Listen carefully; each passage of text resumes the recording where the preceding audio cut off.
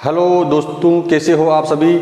एक बार फिर से हम इतिहास विषय लेकर आए हैं आपके समक्ष और एक नया वीडियो एक प्रकरण का बनाने वाले हैं। आज कक्षा 12 में पुरातात्विक स्रोत पढ़ेंगे। कक्षा 12 के साहित्यिक स्रोतों को विस्तृत रूप से अपन ने समझा था पिछले वीडियो में, और आज हम पुरातात्विक स्रोतों को समझेंगे। पुरातात्विक स्रोतों को समझेंगे और पुरातात्विक स्रोत क्या है और किस प्रकार इतिहास को जानने में महत्वपूर्ण स्रोत साबित होते हैं। ये इतिहास को जानने के सबसे पहले आता है कि इतिहास को जानने के सबसे प्रामाणिक स्रोत होते हैं। सबसे प्रामाणिक स्रोत इनको कहा जाता है क्योंकि ये मूर्त रूप इनका होता है। तो ये अलग अलग प्रकार के होते हैं। इसमें सबसे पहले अपन शुरू करते हैं कि 4 प्रकार के हैं वैसे ये। तो उत्खनन से प्राप्त अवशेष। अब वो अवशेष क्या क्या है?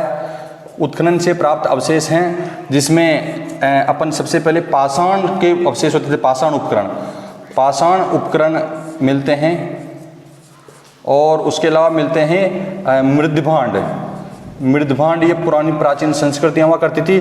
पाषाण के उपकरण उनके लिए मिलते थे, पत्थरों से निर्मित होते थे जो उनके दैनिक दिनचर्या में काम आते थे। मृदभांड का अर्थ होता है मिट्टी के बर्तन। मृदभांड का अर्थ है मिट्टी के बर्तन, और ये मिट्टी के बर्तन भी उनके दैनिक दिनचर्या से जुड़े हुए थे जो उनकी संस्कृति को बताते हैं, स्पष्ट करते हैं। देखो, समय की बात की जाए तो मृदभांड जो संस्कृति थी वो भारत में अलग अलग समय पर अलग अलग हुई थी। सबसे पहले जिस प्रकार के पत्थर आए थे वो थे गेरुए। आपके कक्षा 12 की पुस्तक में दे रखा है कि छोटा क्वेश्चन आ जाता है वहाँ से कि जो मृदभांड संस्कृति थी वो समय के अनुसार किस प्रकार की थी। 4 प्रकार की थी। गेरुए रंग से युक्त मृदभांड संस्कृति थी। गेरुए रंग से युक्त मृदभांड संस्कृति थी। दूसरी आती है काले लाल रंग की मृदभांड संस्कृति। तीसरी आती है मिश्रित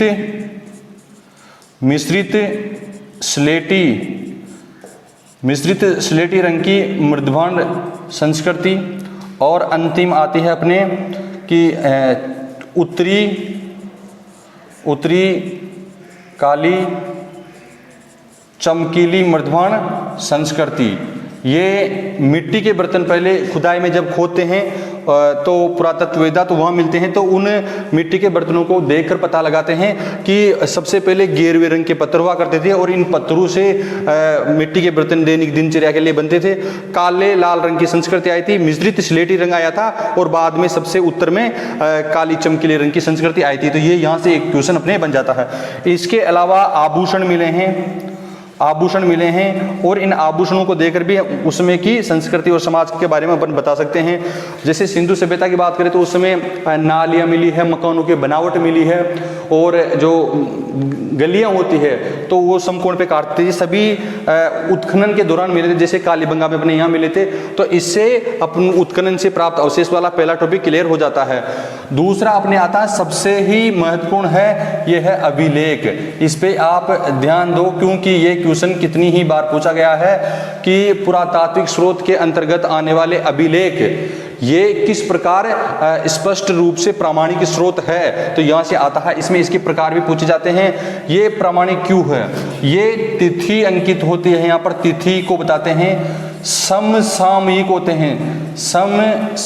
होते हैं जिस काल के बताते हैं तो उसी काल में उसी दौरान लिखे गए होते हैं किसी भी राजा के द्वारा। इसमें शासक की उपलब्धियां बताई जाती है, उसने क्या कार्य किए थे तो, और उसका जो काल था वो कैसा था, उसकी स्थिति के बारे में इसमें बताया जाता है।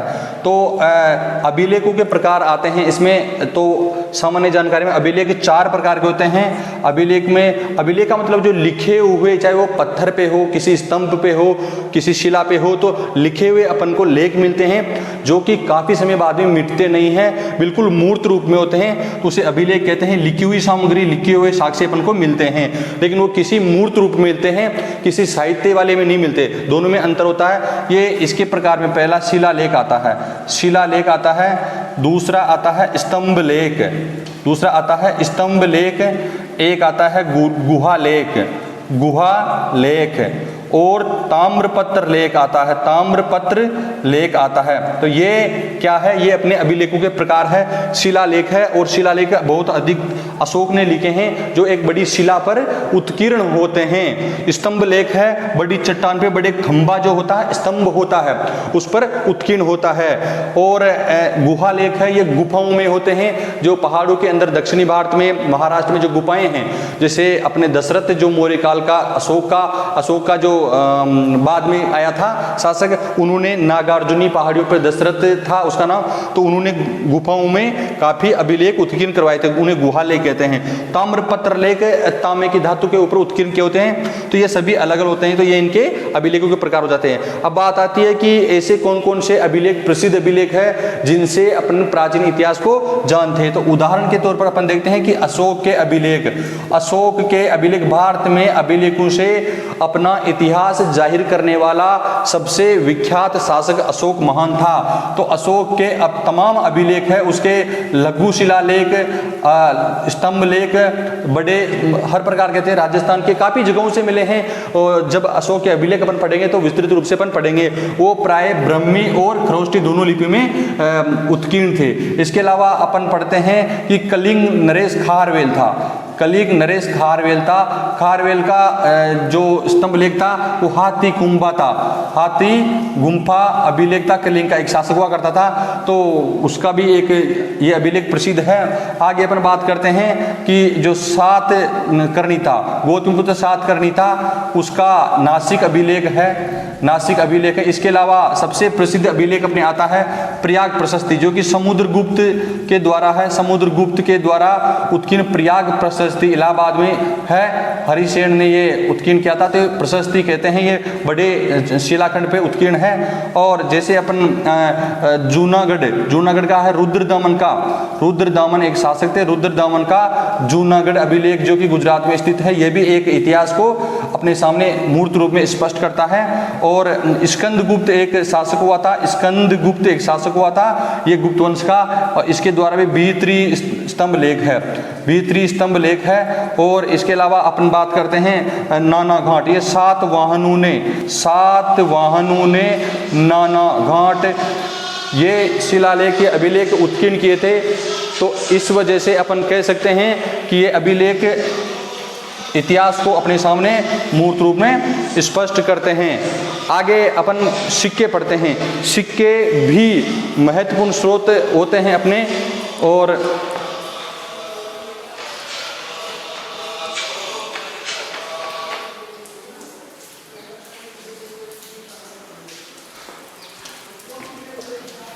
आगे अपन सिक्कों को पढ़ते हैं। और सिक्के जो है वो भी महत्वपूर्ण पुरातात्विक स्रोत अपने लिए आते हैं, और इन स्रोतों के अंतर्गत अपन ये जानते हैं कि किस प्रकार ये प्रामाणिक है और इतिहास को स्पष्ट रूप से अपने सामने बयान करते हैं। तो अपन सिक्के और मोहरे की बात करते हैं। ये तीसरा पुरातात्विक स्रोत है, सिक्के और मोहरे। समय समय पर सिक्के और मोहरे हुए थे जो किसी मिट्टी या धातु के बने होते थे। ये प्रमाणिक कैसे होते हैं, इसमें वही वाली बात आती है, तिथि अंकित होती है, और तिथि अंकित होने से उसके काल का पता चल जाता है। और उसके अलावा किसी वंश का नाम होता है, किस वंश के राजा के द्वारा ये सिक्के चलाए गए थे, और किसी राजा का नाम चलता है, तथा उसकी उपलब्धियां, उसके कार्य इसमें स्पष्ट दिखाई देते हैं। तो ये सिक्के इसलिए इम्पोर्टेंट है। ये किसी राजवंश के राज चिन्ह के रूप में भी होते हैं, और इस वजह से अपन पता लगा सकते हैं। अगला आता है कला। जो सिक्के होते हैं, सिक्के किस प्रकार के बनाए गए हैं, तो उस समय की तत्कालीन कला के बारे में पता चलता है कि वो कला कैसी हुआ करती थी, उसमें वहाँ की संस्कृति को ये प्रदर्शित करते हैं। इसमें उस समय की आर्थिक स्थिति आती है। सिक्कों से आर्थिक स्थिति का पता कैसे चलता है, अगर सोने के सिक्के चले हैं तो उनकी स्थिति जो निसंदेह आर्थिक स्थिति सुदृढ़ और अच्छी हो सकती है। तांबे के, रजत के समय समय पर अलग अलग सिक्के चले थे तो आर्थिक स्थिति का पता चलता है। उनकी सीमा का निर्धारण होता है, कभी कभी सीमा निर्धारण का जो अंकन होता है वो सिक्कों पर होता है, जिसे भी अपन उन समय के राजवंश के सिक्कों के बारे में पता लगा सकते हैं। तो सिक्के बहुत ही महत्वपूर्ण है अपने सिक्कों में। आगे अपन देखते हैं कि जो सबसे पहले प्राचीन सिक्के आए थे वो आहत और पंचमार्क कहते थे उनको, आहत और पंचमार्क सिक्के उनको कहा जाता था। उसमें मात्र बेल बूटे जड़ी बूटियों के चित्र अंकित होते थे, यानी कुछ प्रतीक चिन्ह होते थे, उनको देखकर उनका अनुमान लगाते थे। तो सबसे प्राचीन सिक्कों को अपना आहत और पंचमार्क कहते हैं। आगे जाकर जो कुछ लेखयुक्त सिक्के हैं वो हिंद यवन शासक है। हिंद यवन शासकों ने अपने लेखयुक्त सिक्के का प्रचलन यहाँ पर शुरू किया, यानी प्रचलन उनके समय हुआ था। बाद में कुषाण आए थे बाहर से, जैसे यवन आए थे वैसे कुषाण आए थे, संस्कृति में यहाँ पर समाहित हो गए थे। और इन कुषाणों ने भी तिथियुक्त व सबसे अधिक स्वर्ण मुद्राएं चलाई। सबसे अधिक स्वर्ण मुद्राएं किन्होंने चलाई थी? ये कुषाण शासकों ने चलाई थी। आगे जाकर भारत में कला और संस्कृति को दिया जाए तो स्वर्णिम काल कहे जाने वाला गुप्त शासक थे। तो गुप्त शासकों ने भी रजत व तांबे के सिक्के चलाए थे। हालांकि कारसा पर की काफी मुद्राएं आती है जो बीच में, जब अपन इतिहास को खुलकर आगे पाठों में लेसनों में देखेंगे तो वहां पर ये सभी चीजें आने वाली है। लेकिन ये इसलिए इंपॉर्टेंट होते हैं, महत्वपूर्ण होते हैं। अपन सिक्कों से इतिहास जानने का सबसे बड़ा जो एग्जाम्पल है वो अपने सामने आता है, समुद्रगुप्त का आता है। समुद्रगुप्त था, समुद्रगुप्त ने उसके सिक्कों में अपने आप को वीणा बजाते हुए उसमें चित्रित किया है, वीणा बजाते हुए। अर्थात वीणा बजाने से पता चलता है कि उसकी संगीत में रुचि थी, यानी कला से। अपन ने देखा था कि सिक्कों का कला से पता संबंध होता है, तो वे वीणा बजाना उनका संगीत कला को दर्शाता है। उसके अलावा उसने व्याघ्र निहंता एक शब्द उत्कीर्ण किया है अपने सिक्कों पर, जो कि उसके शौर्य को प्रदर्शित करता है, उसकी शौर्य पताका, उसके यश को प्रतीक करता है। अश्वमेघ पराक्रम भी उसके सिक्कों पर मिलता है। अश्वमेघ पराक्रम भी उसके सिक्कों पर मिलता है। तो इसे भी उसको पता चलता है कि उसने कहीं ना कहीं अश्वमेघ यज्ञ कराया था। और ये अश्वमेघ अन्य काफी राजाओं में प्राचीन काल में सिक्कों पर मिलता है, जिसे उनकी धार्मिक संस्कृति का भी पता चलता है। तो ये सिक्के की बात आ जाती है।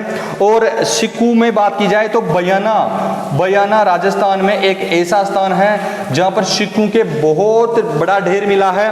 और जोगलथंबी एक नासिक में एक जगह है, महाराष्ट्र नासिक में एक जगह है जहां पर भी काफी बड़ा ढेर मिला है। अपन सिक्कों के बाद में जो बात आती है मोहरे की, तो मोहरे भी विभिन्न प्रकार की आकृति की तब बनी होती थी। सिंधु सभ्यता में मोहरे उस समय की संस्कृति को अपने बताती है। बेलनाकार या चौकोर अनेक प्रकार की वहां पर मोहरे हुआ करती थी। तो मोहरों से भी अपने पता चलता है। एक जगह है बसाड़, एक जगह है वैशाली में, प्राचीन वैशाली में एक जगह है बसाड़, वहां पर 274 मोहरों का एक ढेर मिला है। इसके अलावा अनेक जगह है, जैसे राजस्थान में नगरी चित्तौड़ के पास, वहां पर काफी ढेर सिक्कों के मिले हैं। तो उन सिक्कों से उस समय की समस्त प्रकार की संस्कृति का पता चलता है, उनकी आर्थिक स्थिति का पता चलता है, वंश राजा के नाम का पता चलता है, कला का पता चलता है। तो ये सभी सिक्कों के बारे में आता है। तो सिक्के निसंदेह हमारे प्रामाणिक पुरातात्विक स्रोत हैं, जो कि उस समय की तात्कालिक संस्कृति को, आज इतिहास को जानने में मददगार साबित होते हैं।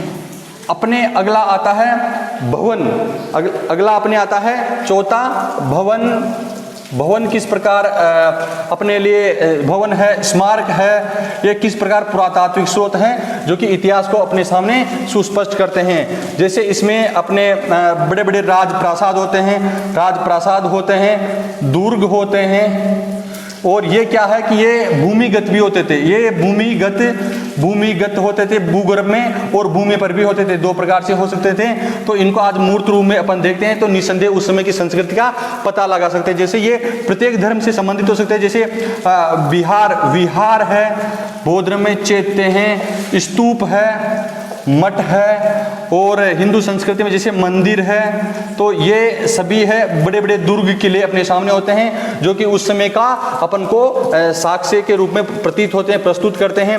अपन देखते हैं कि जैसे एक कंबोडिया में बहुत ही प्रसिद्ध अंगकोर वाट का मंदिर है, जो कि निसंदेह उस समय की संस्कृति को बिल्कुल प्रामाणिक रूप से स्पष्ट करता है। जावा है, ये भारत के ही द्वीप है, जो कि भारत से इनका प्राचीन काल में बड़ा संबंध था।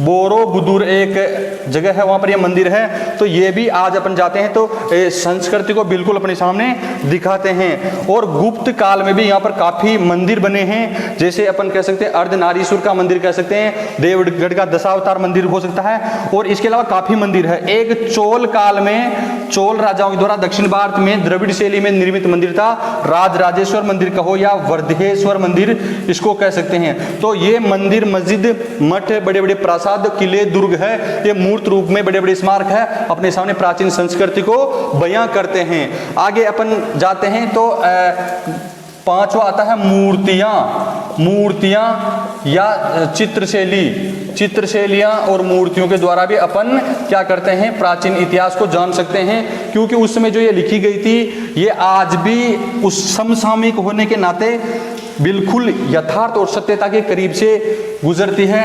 और इसमें क्या होता है, मूर्तियां और चित्रशैली दोनों क्या होती है, उस समय की जो अभिव्यक्ति होती है, अभिव्यक्ति को स्पष्ट रूप से प्रदर्शित करती है, अभिव्यक्ति को स्पष्ट रूप से प्रदर्शित करती है। इससे भी उस समय की कला का पता चलता है, उस समय के धर्म का पता चलता है, ठीक है, उस समय की रुचि का पता चलता है कि किस क्षेत्र में रुचि हुआ करती थी।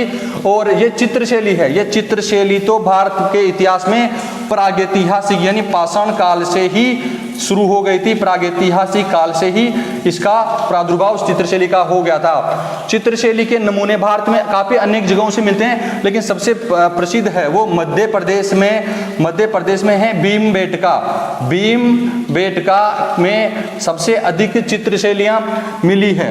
और भीमबेटका में अलावा अपने हैं पंचमढ़ी भी एक जगह है, वहाँ पर भी काफ़ी मिली है। तो कुल मिला के चित्रशैलियों के द्वारा भी अपने इतिहास को जान सकते हैं। भित्ति चित्र एक शब्द आता है जो चित्रशैली से संबंधित आता है।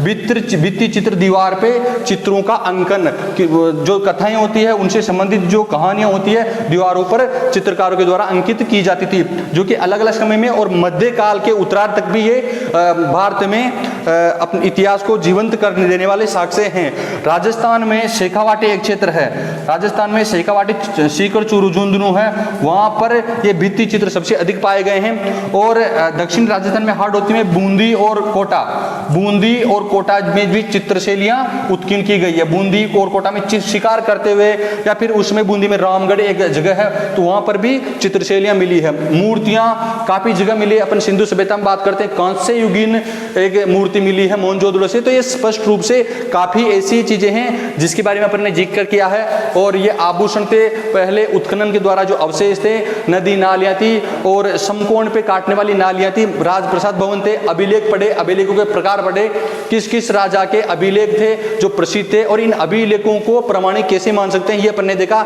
सिक्कों को भी अपने विधिवत रूप से देखा है कि किस शासन काल में सिक्के थे, और सिक्कों से रुचि, उनका धर्म, उनकी आर्थिक स्थिति को अपन ने देखा। चित्रशैलियां भी किस हद तक पुरातात्विक स्रोतों का एक प्रामाणिक ग्रंथ है, तो इन सबको आज अपन ने देखा ये पुरातात्विक स्रोत है। इसके आगे महाजनपद काल है या सिंधु सभ्यता है, जिनको अपन लेकर फिर से आपके समक्ष उपस्थित होंगे एक और वीडियो लेके। तब तक के लिए नमस्कार, जय हिंद, कुशमंगल रहे।